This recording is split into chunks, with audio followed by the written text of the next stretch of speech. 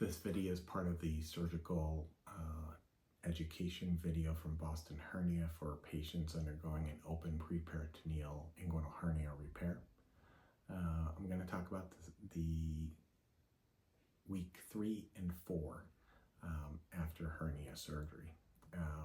So you've been through the first 2 weeks after surgery. A lot has happened, but now you're 3 weeks out from surgery. And us surgeons at Boston Hernia have lifted all restrictions in terms of activity. In terms of pain, you should be feeling pretty comfortable when sitting, maybe noticing a little bit of discomfort when standing.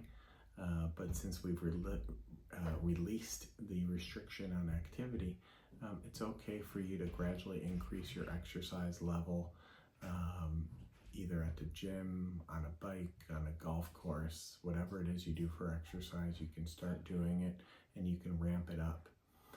It's perfectly normal to feel some tugging and pulling when you twist or turn or stretch. Some of that tugging and pulling can even lead to sharp pain that you might feel. That's also normal as your body gets used to surgery.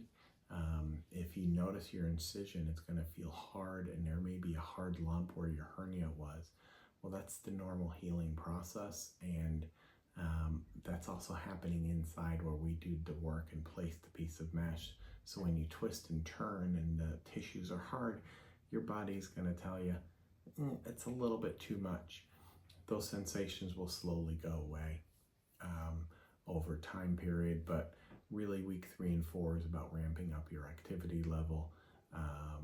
You might need to take a little bit of Tylenol after surgery at this point, but that's uncommon.